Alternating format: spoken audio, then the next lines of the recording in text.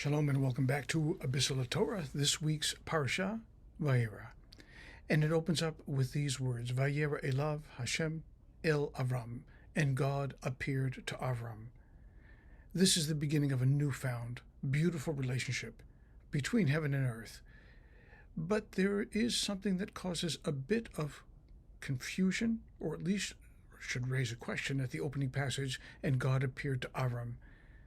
What does it mean that God appeared to Avram? God came down from the heavenly spheres and made himself apparent in front of Avraham Avinu? Could that possibly be so? I mean, I guess nothing is beyond comprehension when it comes to God.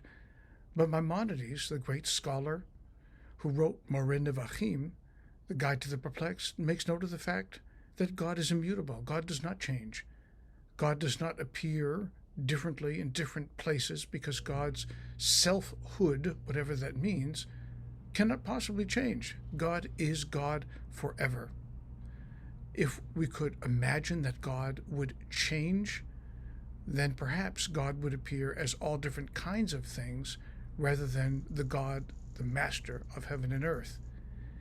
Rather, says Maimonides, what is meant by the passage, and God appeared to Avram, is that Avram was able to apprehend God, that his sense of spirituality was of such great depth that he was able to feel God's presence and stand knowing that he was in God's presence, as opposed to God's presence coming down and being with Avram.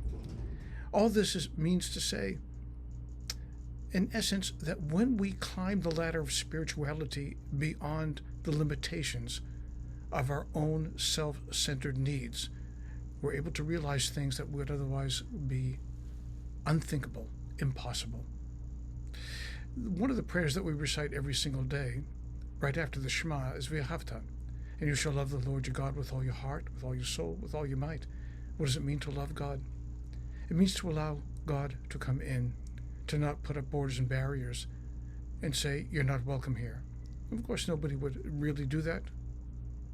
Or would they?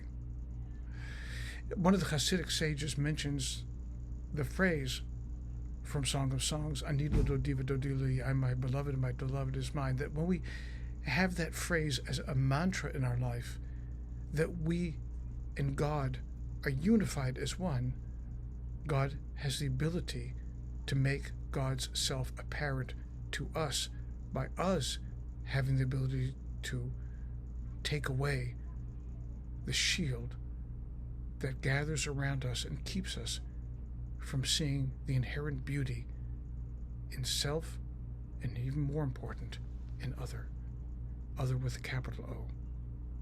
Shabbat Shalom.